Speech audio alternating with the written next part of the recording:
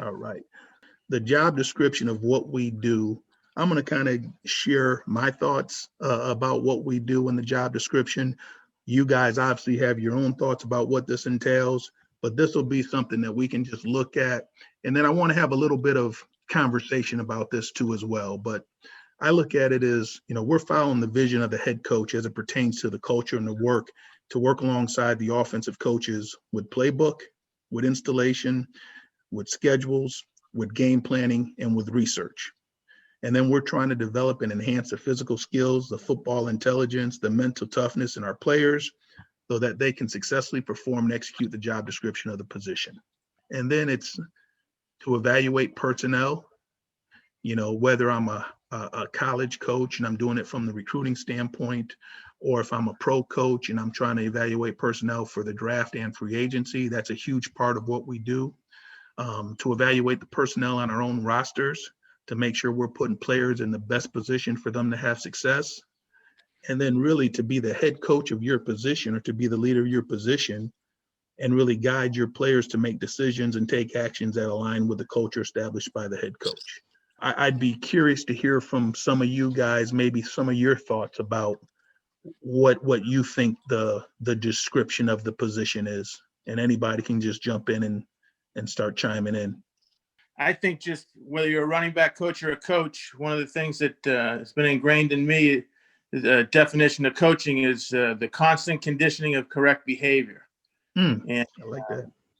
And I think it's something that applies, that the constant conditioning of correct behavior. The first thing you have to do is you have to know what the correct behavior is, and you have to constantly coach it during practice so that you're creating muscle memory.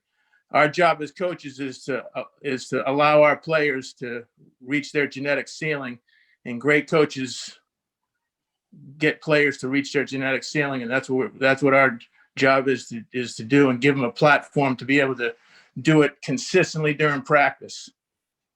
I appreciate that. That was good. Thank you. Anybody else want to share a thought or two? For me, I believe, as coaches, you guys touched on a lot of it, but also a big thing to me is recruiting. And then understanding, and to piggyback off the other coach, understanding what your players and who you have there. To me, I'm a big family guy. I want to know the background and history of my players. I tell people all the time, I just don't recruit a guy. I recruit him, I recruit his family. I want to know, what kind of young man is coming into our program. Is that a helpful person that's going to develop into our program? Because I want that young man to also be able to help us lead. So not only bringing them to their development, but creating them in, some of these young men. I look back too, for me, and coaching, is my coaches had a big play on how I teach and how I, deal with my kids. So that's something when I talk about coaching is something big on it. I have a kid that I coached in 1999, and I think we've had breakfast every year for the past, year, at least 3 or 4 times a year since I've coached them. And I think that's a big thing about coaching to me, creating families, creating that bond, and putting those long life, things into it. Because I believe sometimes we think we have a little small part in their lives, but we play a big, large role, So to me, that's another thing about coaching, understanding that recruiting piece and what kind of kids you're bringing into your program. Yeah, I appreciate that. I think you make a good point when you say, you're recruiting a player, but like you say, you're recruiting that family too. and it doesn't stop. Like you say, you go and have a meal with a guy you coached 20 years ago. And I know we all, try to keep those relationships strong with players that we've worked with and mentored. And I'll say this, that probably one of the biggest joys I would get as a college coach would be going through the entire process of recruiting a young man, seeing him as a young adult in high school, getting him into your campus, and then watching him leave and graduate and move on into the real world. And I think we probably all got similar stories about that. But with that said, I want to keep it rolling in terms of the expectation of the player now, because I think as coaches, we've got expectations based on us, And I think your players need to know what expectations you have of them.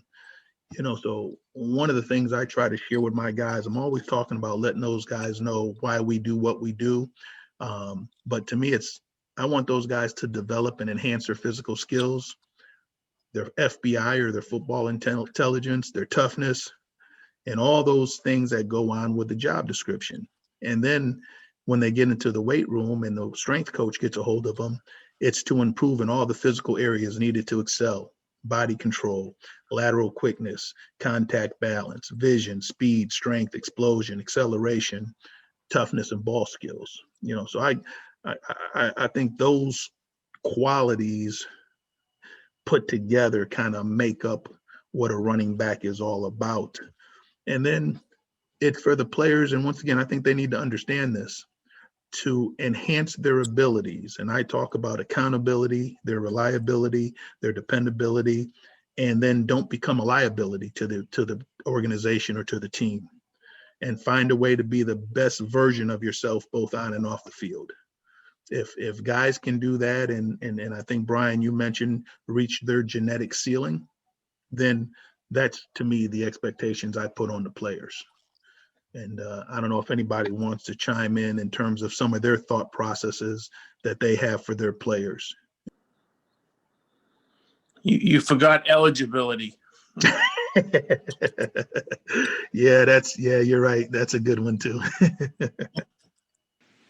All right, keep it rolling. I think I'll say this. I have something to add. I don't want to talk too much tonight, but no, go ahead. This is why we're on here. I think it's really important that that the players understand they need to be good teammates, and being a good teammate is being unselfish and all those qualities. You just listed some great qualities, but great teams are all based on selfless dudes that are great teammates and really look out for one another and control the locker room. And we always talk about the locker room's not for sale. It's because it's owned by the players, and the players have to patrol, control, and lead in that locker room.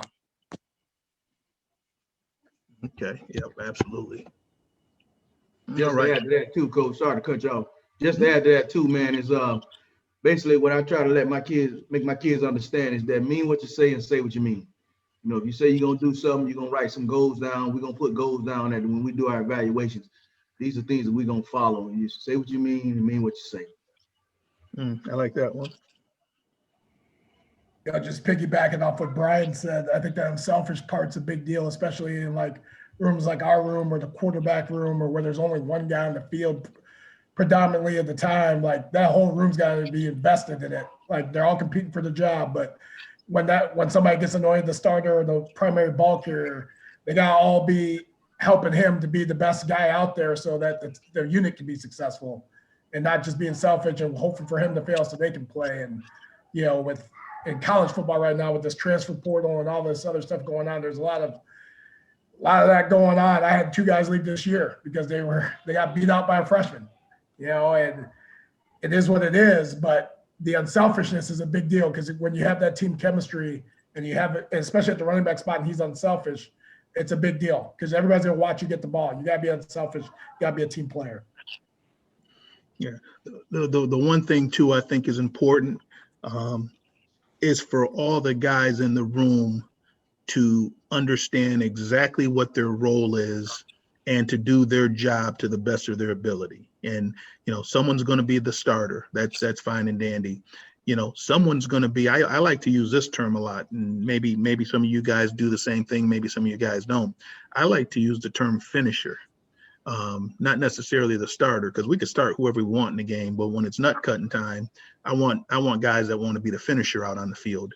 The other thing I think it's important is, if I'm the third down back, I'm going to be the best third down back I can be. If I'm the scout team running back, then I'm going to do that to the best of my ability.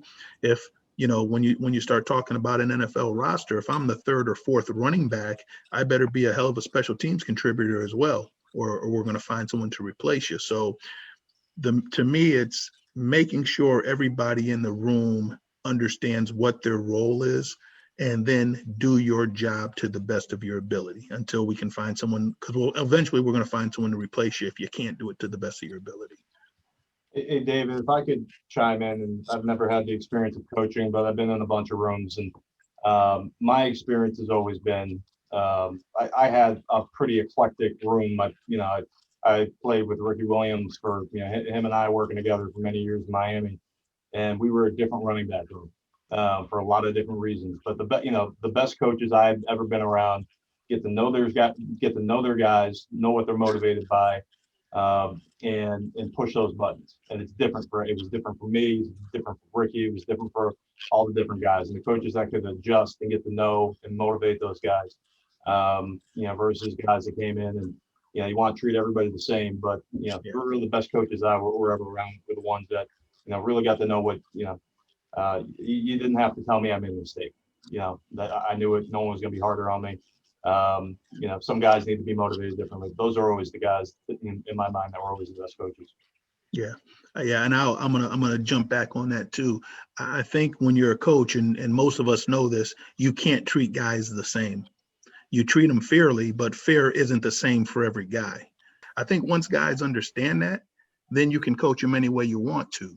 It's if kids go into your room and think everything's going to be exactly the same, that's just not how shit works. I think one thing, Coach, go ahead, Coach Lane. Just real quick, I think too, in that aspect of stemming up both you guys, is making sure too, not only do they know it's not going to be the same, but I'm looking for a role for you. And that's something I come out and tell my players. I think if you're not a first down back guy, you're not a starter. I love what you said. I'm looking for a guy. You should be on the special team. You most likely play the linebacker position or one of those, safety kind of positions anyway on that flip side. If I recruited you anyway from high school on our end, so you should be able to play on the special teams.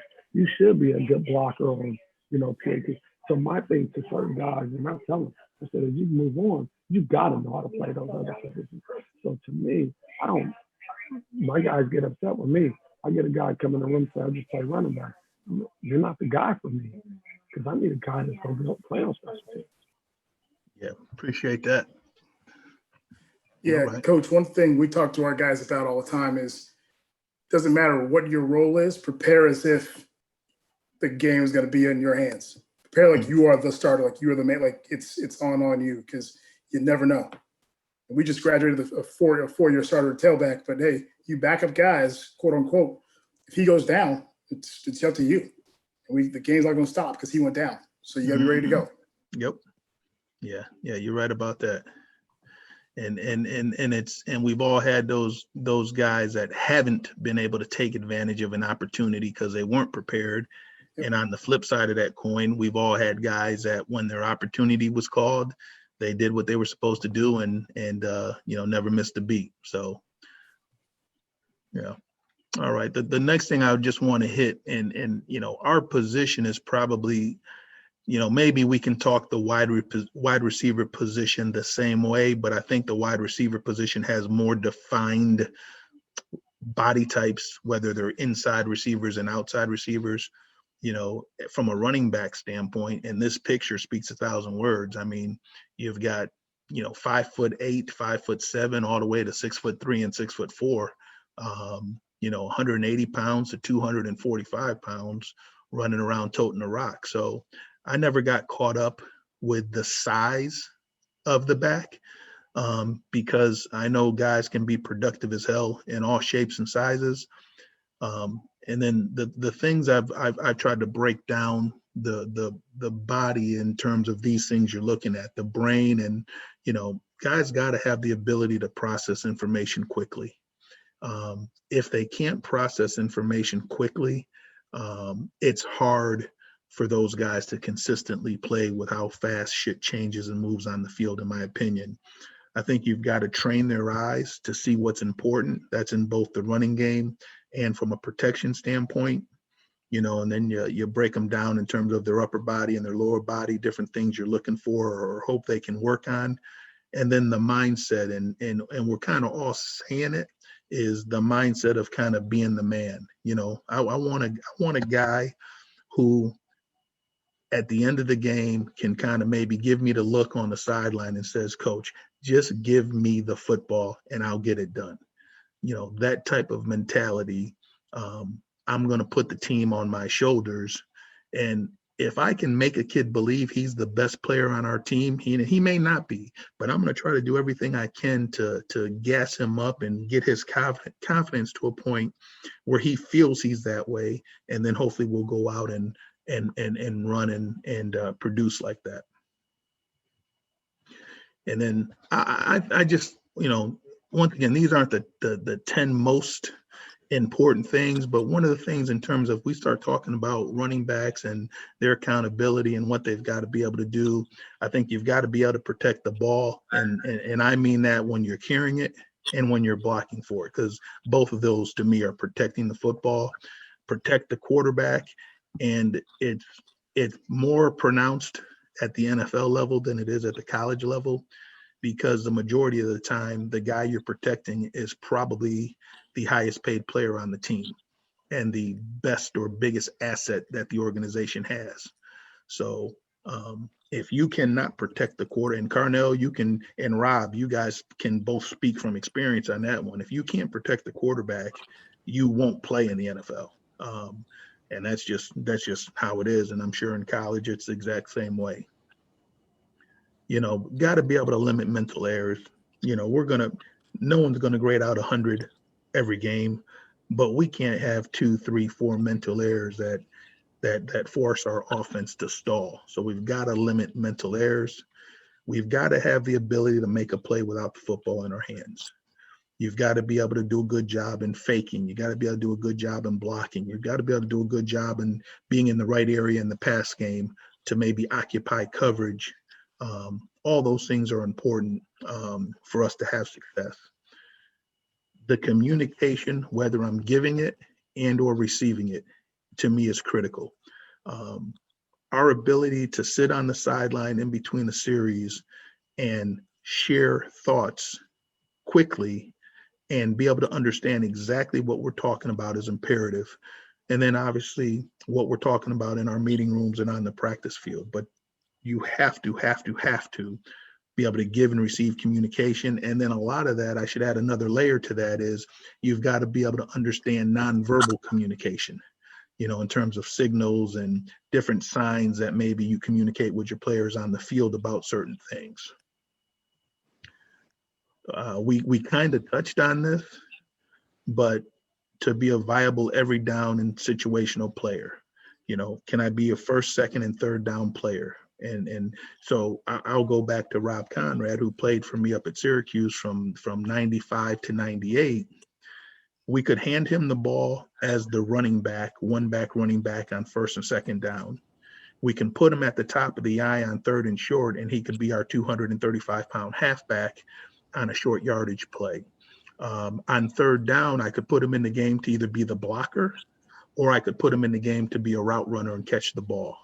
So he was a guy for me early in my coaching career where he was in every down and in every situation running back. Now, there's a lot of guys that I've coached that don't hit all those parameters, but that's what I'm talking about when I say be an every down and every situation player, handle everything that has to go with third down, and then do the first down and second run and pass and blocking stuff. Production and consistency. I mean, that's what's either going to put you on the sideline as an assistant coach or keep you on the field with the players, is how productive you are and how consistent you are. You know, the toughness standpoint, you know, the ability to play harder, longer than your opponent. That's something that I'm a firm believer of. You know, you've got to be a guy that can continually work on your football intelligence. And not only learning your position, but learning your mate in the backfield's position, learning the quarterback check system, learning the offensive line calls. And then once you got everything on the offense side of the ball, is you turn around and you try to figure out what's going on the defensive side of the ball. So to me, that's a never-ending process in terms of learning your football intelligence. And then your ability to create missed tackles or your ability to create your own yards, whatever term you want to give it. I was never a huge yak guy, yards after contact. And the only reason I wasn't a huge yak guy, because I felt it took away from the guy that the Barry Sanders of the world, who guys don't hit him. He just makes a miss, but he doesn't get credit for those kind of extra yards because they weren't yak yards. So what I started to do is I started to chart missed tackles caused and then yards off missed tackles caused. So if I did it with my feet and made you miss, it was the same if I did it with my shoulders and ran you over, or the same if I did it with my speed and ran away from you. So your ability to create missed tackles is a huge deal for me as well in terms of kind of our, accountability list. And I don't know if anybody, as they look at this list, would say, hey, coach, maybe this needs to be added, or wants to talk maybe about another topic or two. I think one of the things that obviously that your first one is protect the ball. And I think it's the most undercoached fundamental in our sport is the pocket. And people don't coach the pocket. They don't teach it. They don't start with it. And I get tired of all these running backs that are fumblers. To me, that's poor coaching. The Adrian Petersons of the world, no disrespect, as great as he is, and Tiki Barber is a perfect example. Until Tom Coughlin got there, he was fumbling the ball all over the place because it wasn't demanded of him the proper fundamentals to carry the football in the proper ball position that is necessary. It was demanded of him with Tom Coughlin, and all of a sudden he turned into a back that was accountable protecting the ball. So Lou Holtz used to say every day when I was GA in there, he said, you need to coach the ball every snap, either positively or negatively. You need to coach some fundamental every snap. And I believe that. And I think it's really important that we do that as coaches. There needs to be some form of reinforcement on the ball, because that's what the whole game's about. I think obviously that's interesting. The comment about coach it every particular play. I've never been one to do it that much. I think we all probably reinforce when it's done incorrectly, but maybe giving a little bit more attention to when it's done the right way as well is a good point. Absolutely. And it doesn't need to be yelling and screaming. It's just, hey, tip of the ball, elbow, lock the back door, whatever your coaching points are. Right. There's got to be something, Don't like your hands aren't on your body in your pocket, blah, blah, blah, but whatever it is, it's just, it doesn't need to be a bitch session. It's just a reinforcement more than anything. Yep. Agree. Yep. That's good. I appreciate that. Thank you. So, Coach, I got a question for you. So this Okay. I'm so old. I played with Thurman Thomas, and I'd be happy to tell him that. But he came down, I think, after 14 years in Buffalo, and Joel Collier, who was my coach at the time. Now, if you ever remember how Thurman took a handoff, he did the two-hand pouch under grab, and Joel attempted for about 5 minutes to make him take a handoff the right way, and finally, gave up and said, "You've been doing this and going to the Hall of Fame after 15 years, and just kind of do it like you do it." But that was an interesting session to watch. Yeah, and here's one thing, for the guys on the call too, that I think, and you kind of brought it up with what you just said there, Rob, is the one thing. So the higher level that you coach, you're going to get a player that has been ingrained on doing something a certain way. So, for example, when you get a 6th or 7th year free agent running back in the NFL, that guy has been doing whatever a certain way since he was probably 8, 9 years old. And so he's formed some habits, whether they're good or bad. And I think you kind of like Joel probably did, depending on if it's something that is not going to allow the player to execute his job correctly, some things you kind of not let go, but you allow the player to continue to do them a certain way. I think when you're at the college level, you can get guys to break habits quicker because they haven't been doing them quite as long, if that makes sense. And different guys see things totally different based on what systems they've been in. But I've had some guys like you're saying, Rob, that have had what I would think I would coach them slightly different, but they were able to do something and be productive in how they did it, that I eventually just let them do it that way. Not necessarily to screw them up, if that makes sense.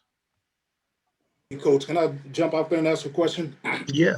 So coaches, I'm a high school coach. I did play college football, but I have not coached college football.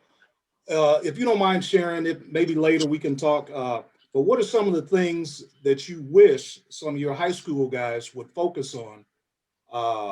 High school coaches would focus on developing your future players. Blocking. Okay.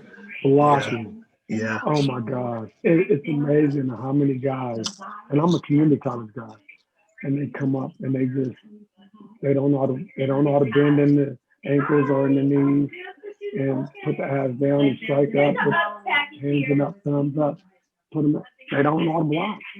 They don't have, Appreciate I mean, and to me, what I make sure that I want our guys to be able to do is, like you said, we're protecting the most intelligent and most, vital guy on the field. I want you to be able to step up and protect them. Yep. Appreciate it. Okay. I'm gonna take it back off the lane.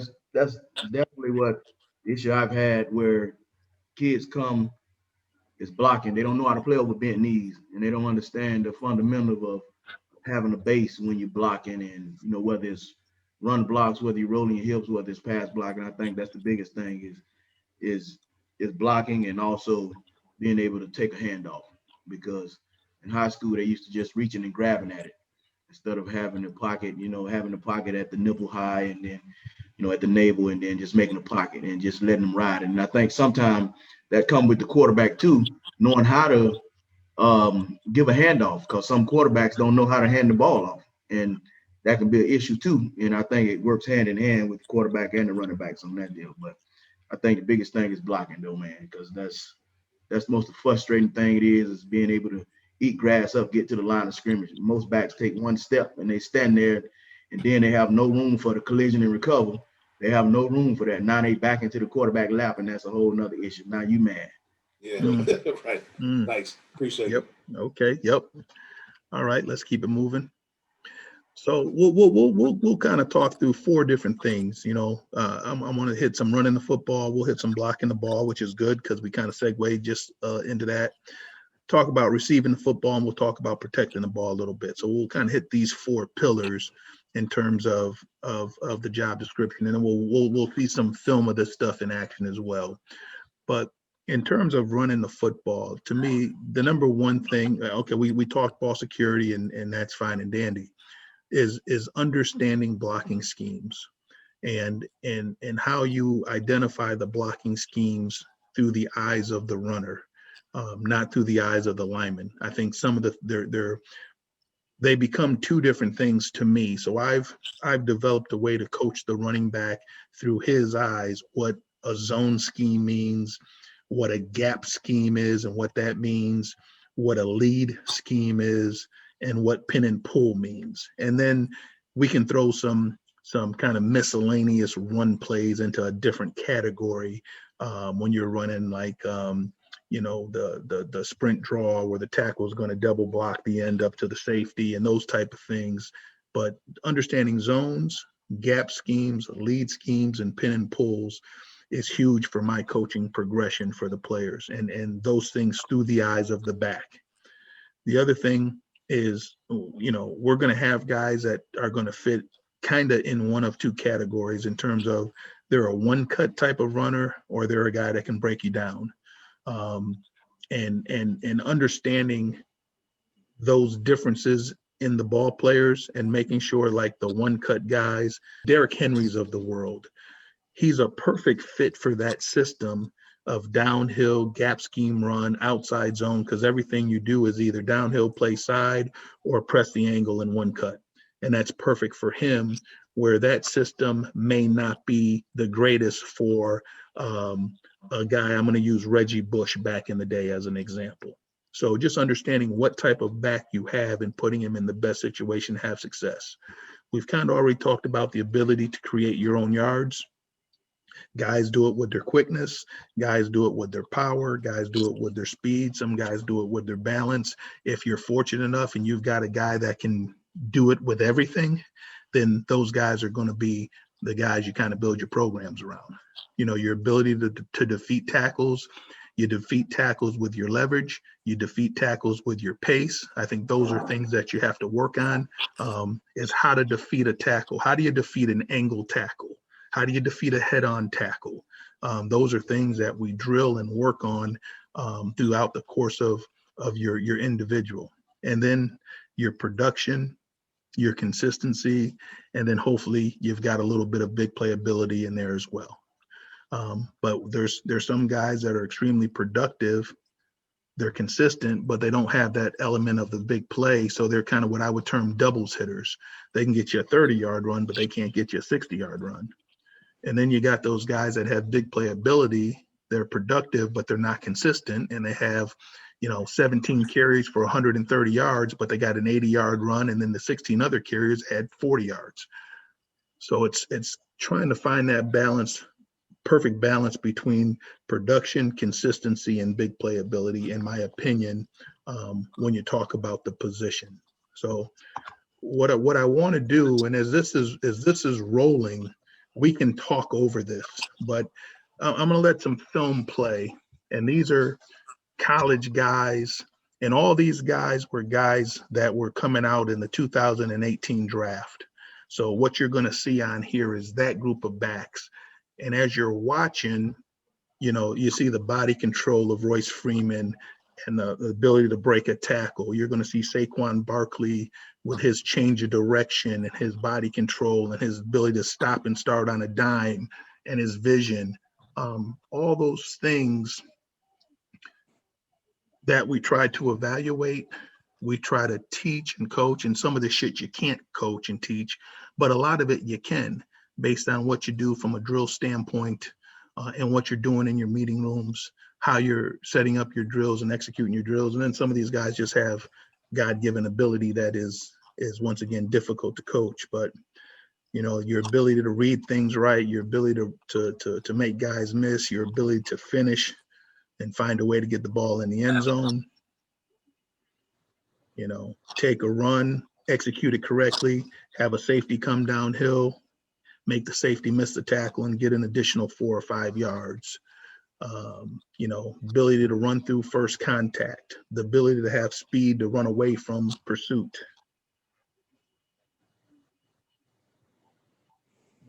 Different blocking schemes, a wham scheme on that last play with a little influence. Factor in the pass game and show athleticism. Jump hurdle guys and get hit in the air and still stay on your feet. You start seeing stuff like this on film and you realize what type of athletes some of these guys are.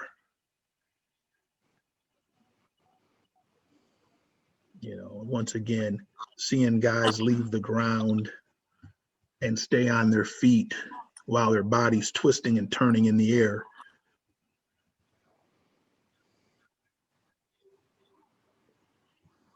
And Sony's a guy, he's up in New England now and having I would say an okay pro career, not an outstanding one like maybe his former teammate Nick Chubb or some of the other guys that were in this class. But he's a consistent guy. He's a doubles hitter. He's not necessarily a home run guy. He's got pass value in the pass game. He can make guys miss tackle, but he's not going to be a guy that's going to go 60 or 70 yards usually.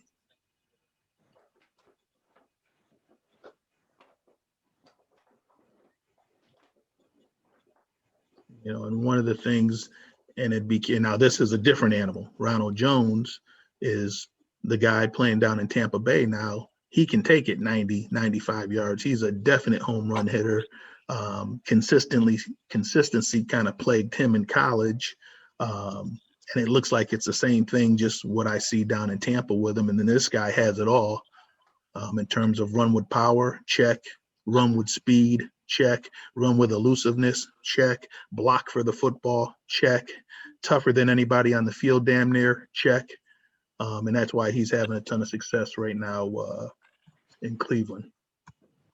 Okay. So we transfer from running the ball and talking about blocking for the ball. And this is good because we just segued a little bit into this stuff. And really what you're looking at here is more from a pass protection standpoint, even though some of these coaching points could be for run blockers as well. But I always like to talk about your body leverage and your pad level. And when I say body leverage, the position of your body in between the rusher and the quarterback. And whether that's an interior rush that rips through the A gaps, now I'm going to be more squared up on that defender. Or if it's an edge rush, where now I've always coached body leverage from my players one of two ways. I want you to set on the inside number of your opponent. And if guys can do that, then that's the only coaching I give them. Or if they can't set on the inside number and they still stay square on an edge rusher, then I talk about having my inside foot inside of the defender. And that once again is just another way to say, get your ass on the inside number. But some guys visually need to have their feet be their targets as opposed to their eyes and their hands be the target on the inside number. So body leverage and pad level is simply A gap rush, square it up, exterior rush. I'm going to be on the inside number, inside eye, whatever term you want to use. My pad level, I always want to be low to high when I strike defenders.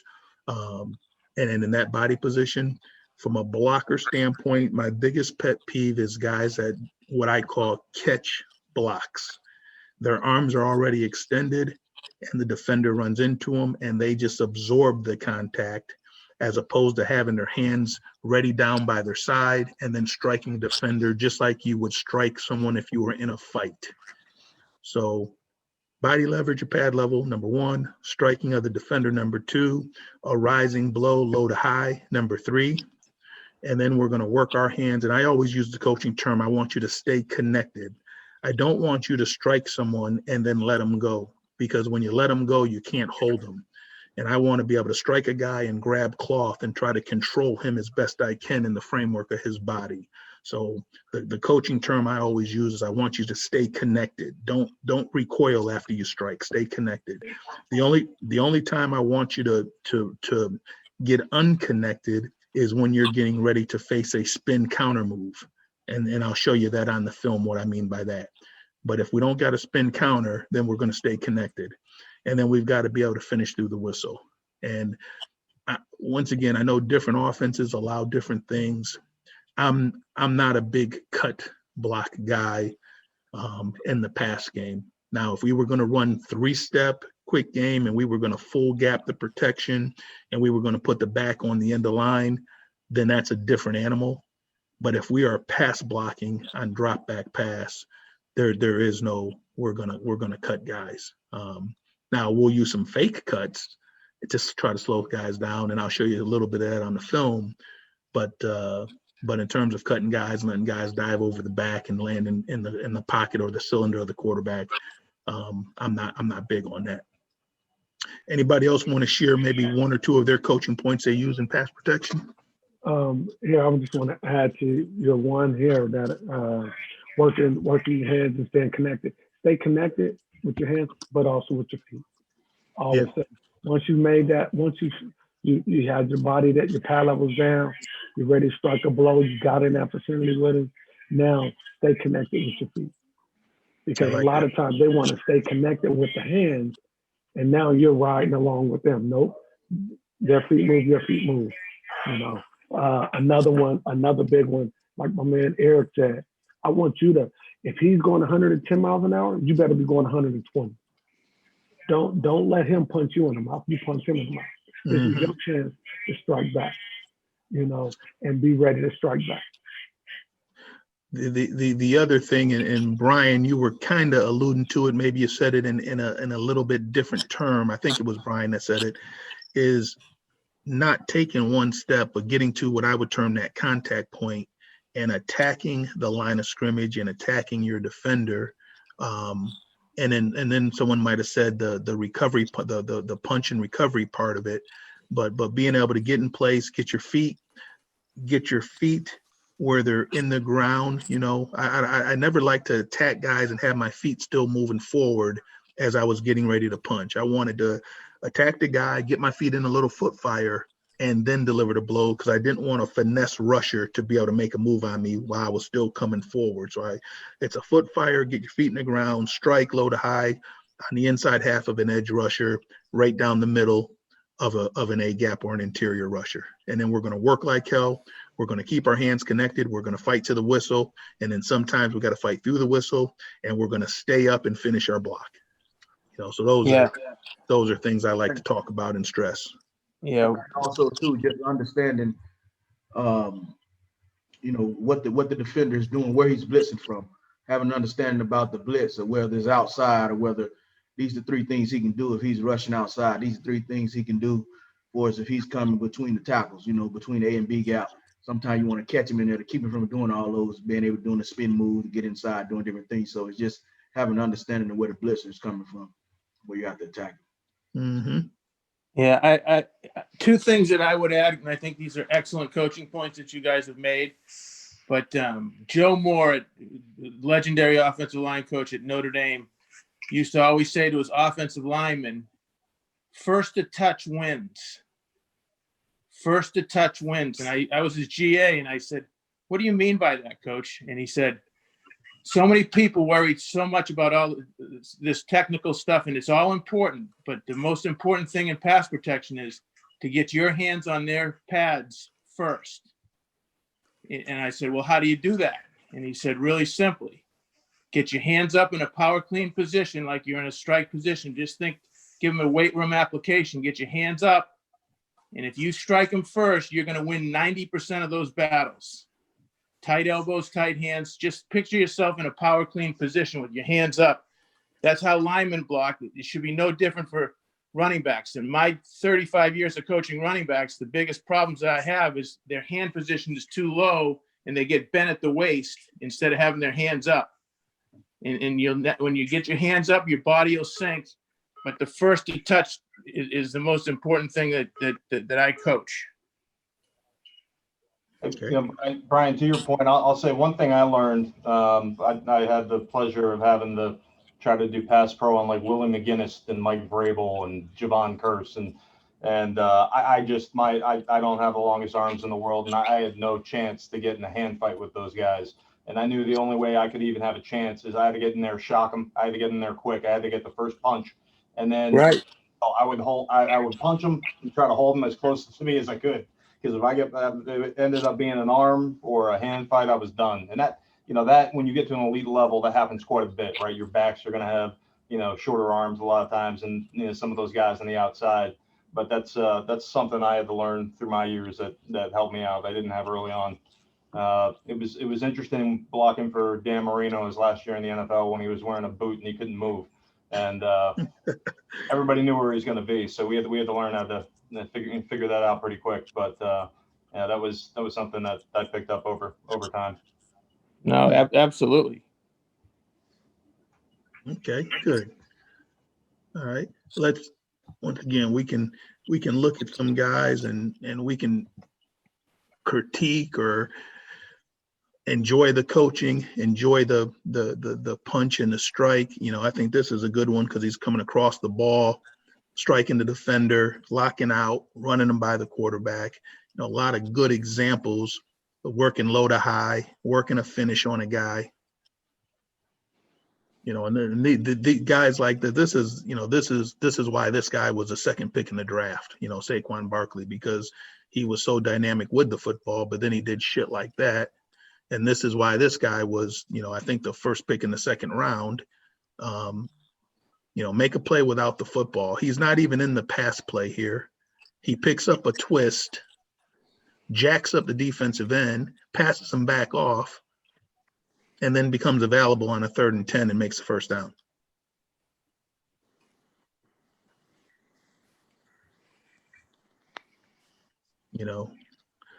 And then all the different things that come along with this, the different rushes, as someone talked about, understanding the blitz patterns, and we'll get into that a little bit more next week, in all honesty, understanding all the different blitz patterns that come and how you work through those things. And once again, we talked about A-gap rushes, and being able to pick up an A-gap rusher is a lot different in terms of what you do with an edge rusher, being square on guys, delivering a punch, having your feet set, a decent base. He was probably a little bit wide there, but he got the job done. Another good example of a fight and finish.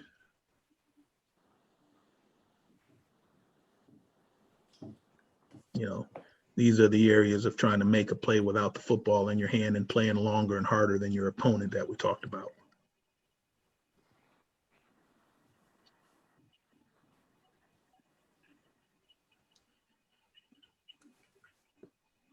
A little bit of a fake cut, so to speak, out there on the edge with number one is a kind of a technique that I coach with some smaller backs in the past. Gives Zumich another fake cut by a guy on an edge defensive end, kind of gets that defender to stop his feet, so to speak, and then have to restart. So just different techniques you can work and teach based on who you're working with and dealing with.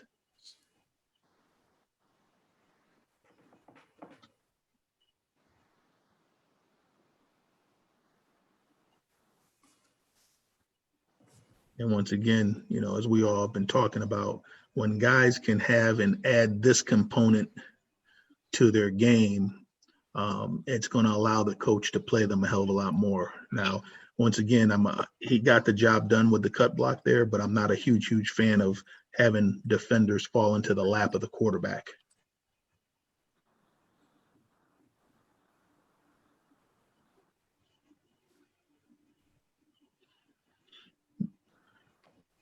And in talking about receiving the football, you know, to me, in terms of running a route, there's a lot of different things that go in after I've checked my protection, okay? Because most of the time we've got a protection we're going to check first. Sometimes we get free releases, but it's what type of release am I taking, whether I've got an interior or an exterior route. Getting the proper release, then working the defender and trying to get the defender off balance if it's a matchup zone or man-to-man. If it's a regular zone where guys are dropping into coverage, then they get the defender off balance. Part of it doesn't become an issue. But if I'm getting a zone match or if it's man-to-man, I've got to be able to do something to get the defender off balance. Don't want to necessarily just run 90-degree angles on routes. If I'm running an out route, work up the field and just break out, I need to give them something to get them off balance. Your ability to separate wherever the break point in the route is, your ability to separate from the defender, then be able to track the football in the air, tracking the front tip, and then once again, having the ability to win versus zone and versus man, understanding where to sit down in a zone, understand if it's in a route that has multiple layers or options, choosing the correct option based on what the defense is showing you. When it's man-to-man, not every man-to-man route that we run as a back is built for you to win. Like if we're running an arrow route versus man and there's no pick involved or rub involved, that's a hard route to win. But if we give you something that's a double move or an angle route or an option route or a rail route up the sideline and those type of things, then we've got to be able to win the majority of those contests. So anybody want to share maybe some other coaching points they might have on either the route running portion or releases or anything like that?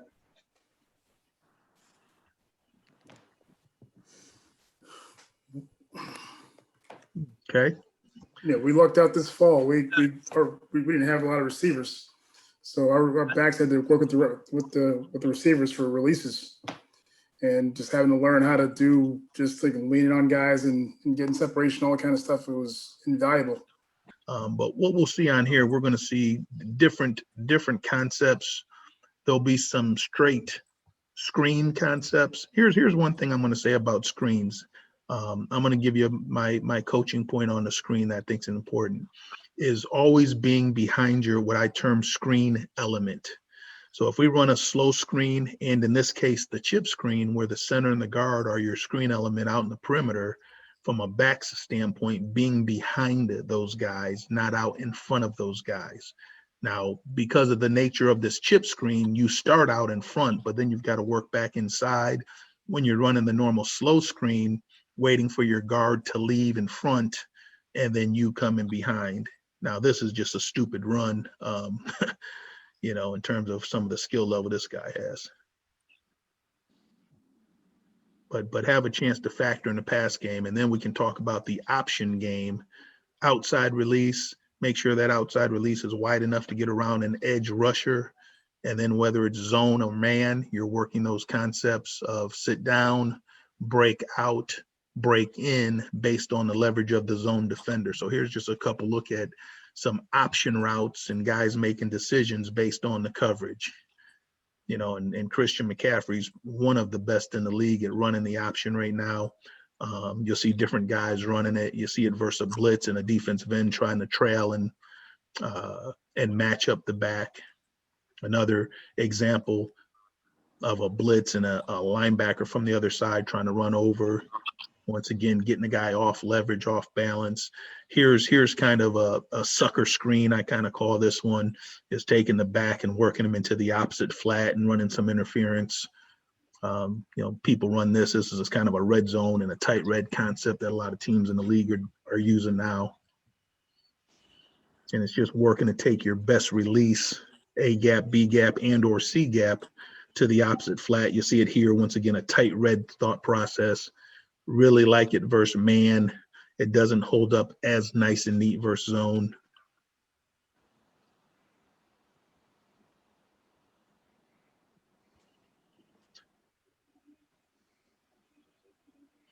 And then once again, back to the option route.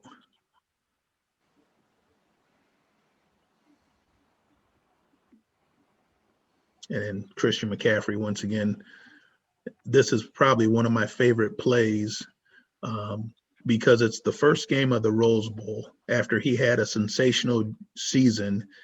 And I guarantee the Iowa coaching staff has probably said all week, we can't let this guy get anything off. And on the very first play of the game, he hits a 75-yard touchdown.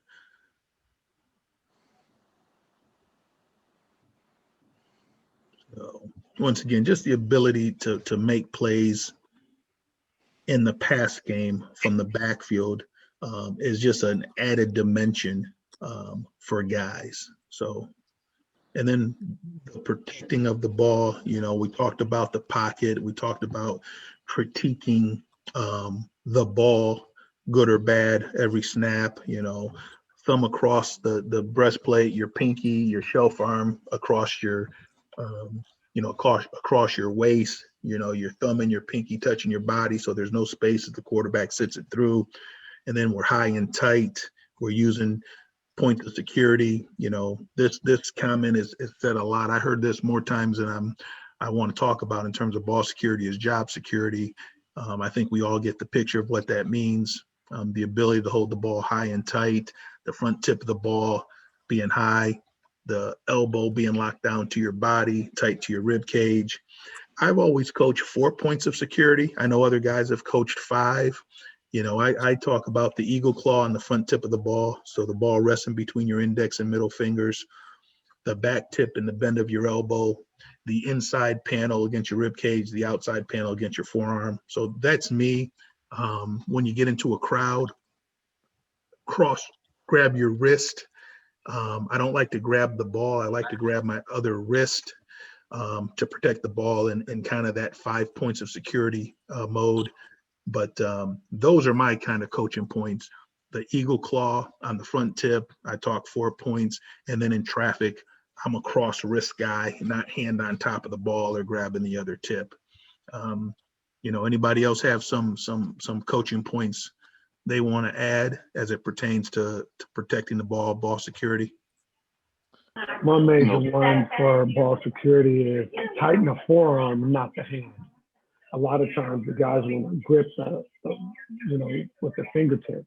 And I tell them all the time, if you squeeze that forearm, flex that forearm, it's going to flex that whole part of that ball. It's going to give you a better fit. Also take care of you a little bit better if you get hit in that arm. And again, bringing the wrist over. When you got more than one, put 2 on it. You know, that's one of the major coaching points. You're in traffic, you got to put 2 on it. Always put 2 on it. Yep. Okay. And then I'm going to just say this point too, and then whoever else wants to jump in is guys got to understand and practice carrying the ball in both arms. So I'm a big believer in if we're running right, the ball's in your right arm. If we're running left, the ball's in your left arm. Most of the trash is coming inside out. and I want you to have a shoulder, a free arm, a stiff arm to protect yourself from the ball. So that's one thing I talk about a lot is run right, ball right, run left, ball left. One thing I stress a lot with my guys is the mental side of it, and that being a point of security is it could be your 5th or 6th point of security if you want to put it that way. But I mean, every drill we do for individual stuff, there's always an element of the ball security. I'm poking at it, I'm punching at it, because I want them to work their feet drill and all that, but at the same time I'm coming at them with my hands and stuff like that. So they always have to be thinking, it's subconsciously it's in the back of their mind, like, hey, ball security is here. I have to be high and tight because coach is working it. It's going to pop out. And I get them all the time, because you get them doing one thing and they forget about it. And going back to what Coach Eddie was talking about, what do guys do, or what's one thing that we could work on or whatnot when the kids send up to the college level. And I always think second level running, those guys get so loose with the ball. I see it all the time. You got to work it with them, but it's got to be a subconscious deal that's turned into a conscious deal a little bit more with just coaching the mental side of, hey, ball security all the time. Like, it's got to be there. I know I'm going to make this guy miss, but I don't see that other guy coming. I still got to keep it high and tight and not get loose with the ball. So everything I do with my guys, every drill we do individual, I'm always poking at the ball, doing something, to keep them honest. Yeah, I think the most important thing that I coach is I really focus on the tip of the ball. I don't know if you can see. Can you see me holding the ball right here? Hang on a second. Got you, coach. Okay. Yeah. One of the most important things that I coach all the time in the contact area is to always roll your shoulder forward and up when you can't. So contact's about to happen. If you roll your shoulder forward and up, what happens? Your pad level gets lower, and the tip of the ball, the term we use is chin it. Chin the football, chin the football, chin the football. It's another way of saying high and tight. But I really think that the ball needs to be chinned, and that whenever contact's about to happen, you need to coach rolling that shoulder forward and up. Okay, good stuff there. To add to that, this is good stuff, Brian. I teach that chin as well. Got that when I was with Stan Drayton and Coach Meyer at Ohio State. But the other thing also, constantly emphasizing to give them a visual is just getting the wrist above their elbow. It's just another phrase, that I use along with high and tight, just to get the visual. Get your wrist above your elbow, not just high and tight. Sometimes these kids, younger kids, I see them high and tight and they're trying to do this, but just really emphasizing your wrist above your elbow is really going to be in the most secure spot that you want it to be in. Okay. Yeah. All right. Totally agree. Funny, Bernie Parmel used to say it all the time, and it shows up on tape and it shows up in games all the time.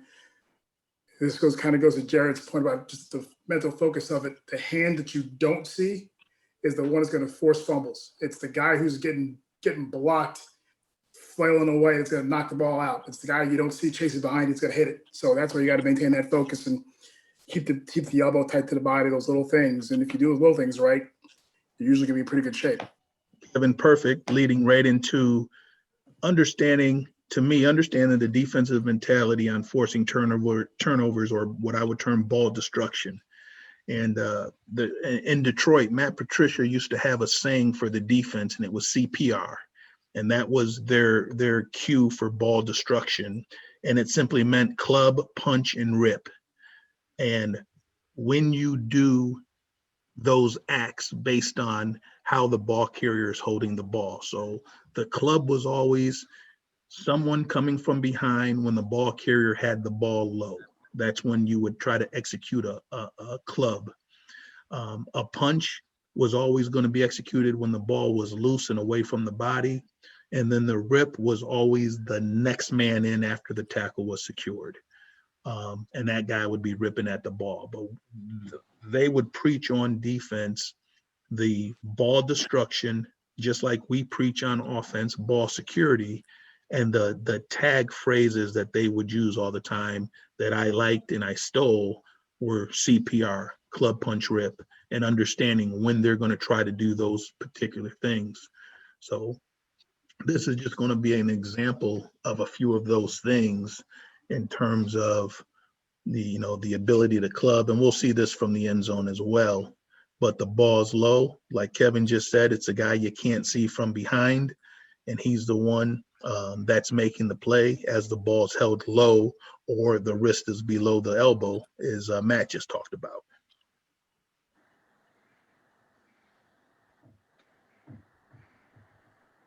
And then, Peanut Tillman was the best in the league at this. A lot of guys now do this. You see this more often with guys punching the ball when the ball is loose on defenders, on ball carriers, excuse me.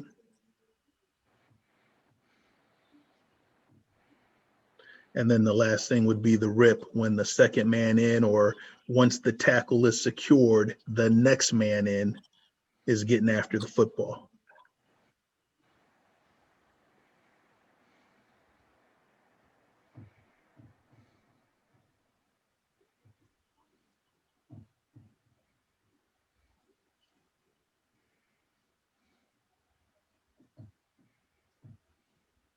To kind of wrap this PowerPoint up is, I like to always talk about what am I trying to teach? Like, what am I trying to develop with this?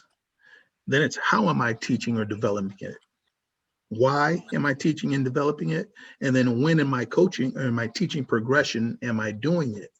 And I think if you can answer these questions, that helps you kind of put together your teaching models, put together your practice plans, put together your off-season development plans with guys. When you can figure out what am I trying to teach, what skill, how am I teaching it, why am I teaching it, and then when in my progression am I teaching it? And that's something that I'm really big on. And as we go through this course, you'll kind of be able to, I'll share some of my thoughts and I guess organization for those things. So with that said, I'm going to stop the share and then kind of open it up real quick. I'm gonna kind of pick on some guys because I heard a lot of guys talking, but I didn't hear everybody talking. I want to get everybody involved. Jamie, I'm gonna go to you. I know you're kind of new to the position. But anything that you got out of this evening, hearing some of the things that the other guys were talking about? There you go. Yeah. I mean, that's just a ton of great knowledge. Appreciate all you guys, but I wrote in a couple quotes, starting off with that constant conditioning of correct behavior that rings. I mean, it sticks to me. Getting players to reach their genetic ceiling, right? I mean, there's certain players won't want to be more than they have the capability to be, and some guys aren't tapped into their true potential. So making sure guys understand their limits. Honestly, I think that's another good point, and I like that one. And then being the finisher, opposed to being just a starter. Just like you said, a lot of guys want to start it off, but it's about who's going to rep their game before you. I mean, we had a couple of guys in the Carmel squad this year who were big runners, even some young guys that had some big plays late in the game and were able to close things out and just make smart decisions. Guys who we didn't really expect to be there and kind of embody that being a finisher part. So, I mean, it was overall, it was a ton of great information. Eric, I don't know when you jumped on. I know as we got started, you weren't on yet. I knew you were going to be a little bit late. But if you don't mind unmuting yourself, just saying hello to the guys, kind of introduce yourself and where you're coaching, and then maybe a comment or two from what you heard tonight. My name is Eric Hickson, coaching at University of Florida. I'm tripping. University of Miami. I'm tripping. I'm talking about mine somewhere else, man. I'm looking at reading this Florida thing over here.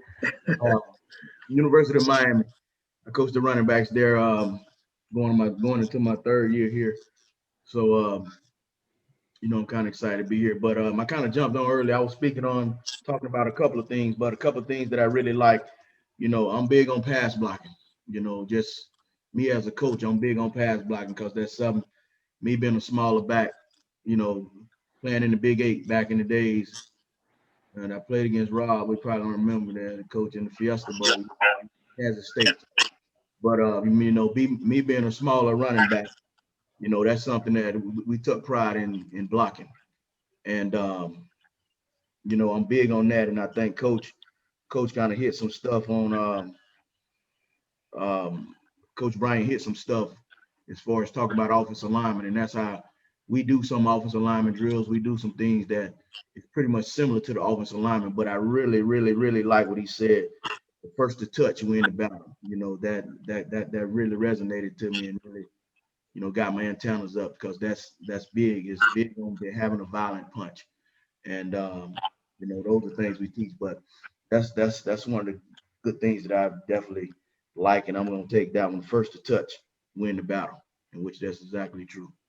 So at another time, this isn't the time, but down the road, one of the things I would love for you to share, if you don't mind, is the scheme. And I've seen you guys run it a couple different ways, so I think you guys have multiple ways of running it, but the schemes that you use to get the back bluffing a protection and then working either down the sideline or working down the middle of the field, or the same thing you guys were doing with your tight end, with the bluff blocking and working down the middle of the field, when we start talking about more pass stuff. Because I think, you know, shit, I don't know who, I was watching you guys early in the year, and you must have hit it like 2 or 3 different ways versus somebody. And maybe it was a Thursday night, you guys came out of the half and hit a touchdown on the bluff play up the sideline, and then you came back and it was like, damn, that's the same concept but out of a different formation for another big one.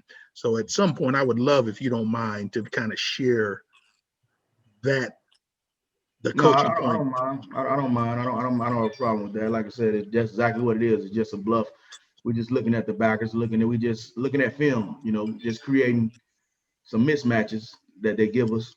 And when that linebacker flies in there and we run a run play and he flies in there, we just setting him up all game to second half, just like regular game plan and stuff. But you know, it's nothing different. It's football is universal, man. It's you know, it's nothing that we out scheme. We basically just looking at film and coming up with plays of how to score. Okay. All right. And I have a problem with that. All right. You know But about that. yeah, I may, like I said, not tonight, but I may have you detail some of that up just a little bit more in a different talk.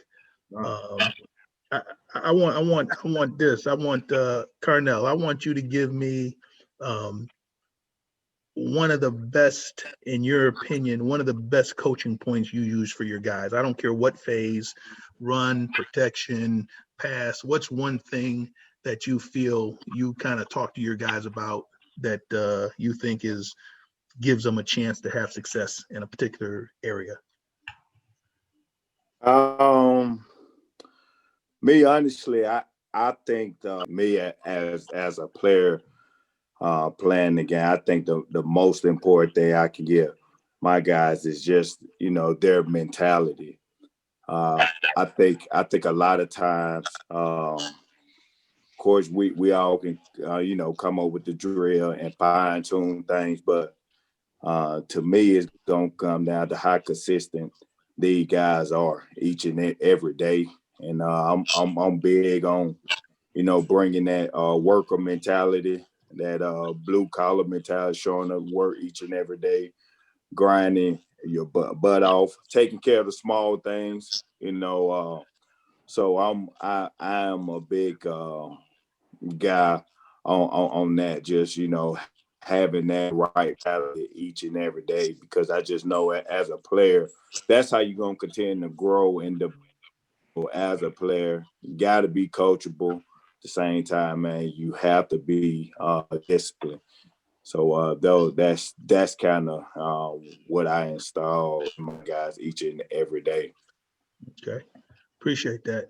Hey Lou, I'm gonna give you the same question if you don't mind. Just maybe one thing that you do, one coaching point that you give to your guys, run, pass, receiving, a mindset that you feel really good about, and you feel you're really, you know, helping your players. Yeah, I mean, the one thing we consistently talk about in my room is just toughness, discipline, detail. And you kind of hit on some of those things, talking about the 10 things a running back needs to have, but you got to be mentally and physically tough to play this position. And you got to be disciplined. You got to be detailed, because a lot of guys want to think they can just come in and freelance and kind of run around and play it, but it's not to be the elite or to get to the next level or to be the best on a team or the best in conference. You got to be detailed. And that's where stuff like this and watching the film and just dissecting the intricacies of the game really can take a guy who's average and make him good, and a guy who's good and make him great. And the great ones, like you're showing Saquon, who's got all that natural ability, and you coach him up, he becomes a star, and we talk about toughness, discipline, and details all the time. And just kind of take all these teaching points and, Coach White is funny how, you talk about the first touch wins. I say first significant contact wins. Yeah.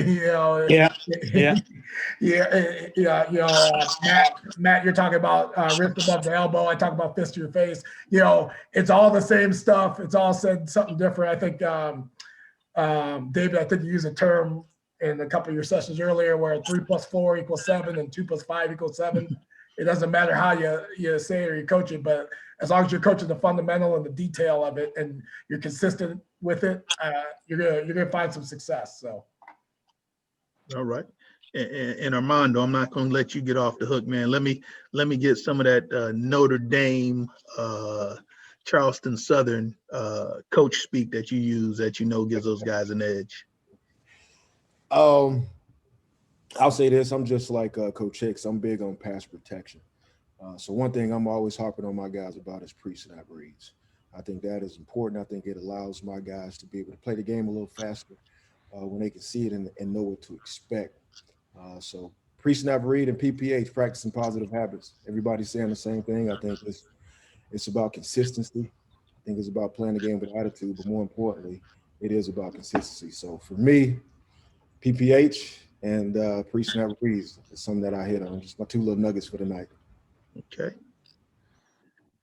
Anybody got anything, any other nuggets? I like that. Any other nuggets they want to share? I got one last nugget for y'all, and then you can tell me to shut the hell up. I won't ever do that. You're giving too much good information. I was looking at some of the pictures that you had early on your presentation, and one of the things that I've done for my whole career is I have a football heaven or football hell wall. So whenever there's a picture of a player that has the tip of the ball pointed up towards football heaven, they go on the one side of the wall. And then when the ball's loose or away from their body, they know on Monday after the game, it's either going to be football heaven or football hell. And my players, they really get into that, whether it's practice or particularly game photos, because you want to be in football heaven, and it's been really good. I like that. My last little nugget, and you guys have all hit on it. I like how what Coach said, that we're all kind of in that positive mode. I like to tell my running backs, RB, man, you're a runner or blocker. You're doing something every play, every down. I'm big on, kind of keep it simple. You're at a community college for a reason. Let's make sure you get moved on. But if you can be a runner or blocker on every play, I'm satisfied. And they go, what do you mean? Because I said, if that ball's not in your hand and you're not on the route, you're blocking somebody. And even if your guy catches the ball, you're cutting somebody off. We're doing something every play. And I'm consistent on them being that way all the time. RB, I'm like, RB, every play. Did you do something every play? And that is that one consistent thing that, from hearing from you guys, that you guys are all kind of nailing. I like that. But I tell them all the time, you want to be a running back, you better be able to RB every play. Okay, good. Well, it's 9:30. We've been on, about an hour and a half right now. I want to try to keep that tight with this. The one thing I will do this week is I'll reach out to you guys. Once again, next week's session,